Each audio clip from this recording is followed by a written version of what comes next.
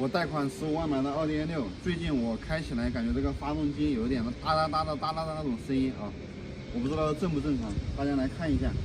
我这个是V6的机子，我给大家听一下打火的时候，就是低速怠速行驶的时候有一点哒哒哒的声音啊。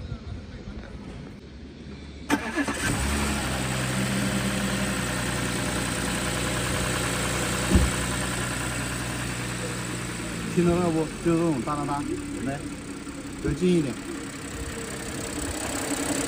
有没有懂行的兄弟知道这个哒哒哒的是什么声音？是不是正常的？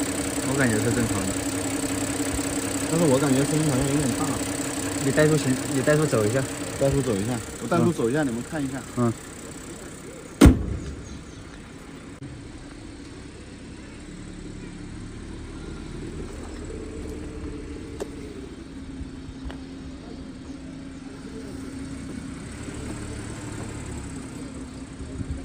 听不到，听不到。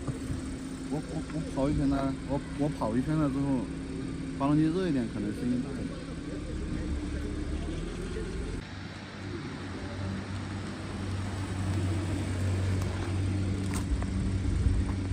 有一点，有一点。你听一下嘛，前面。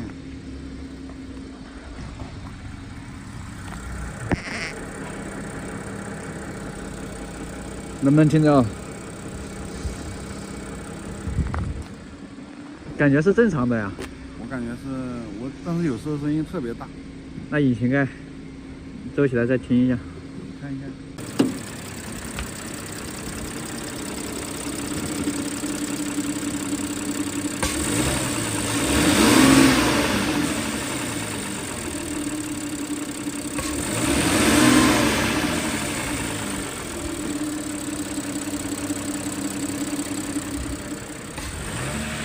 现在声音很明显。我不知道这个是什么原因啊，就是哒哒哒哒哒哒哒哒哒的，不知道是不是正常的。这个盖子打开声音很大，你把那个盖子关了再看一下。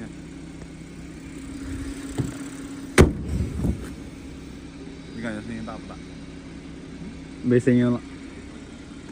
但是我现在听的就是感觉就是发动机正常的声音。有一点呢。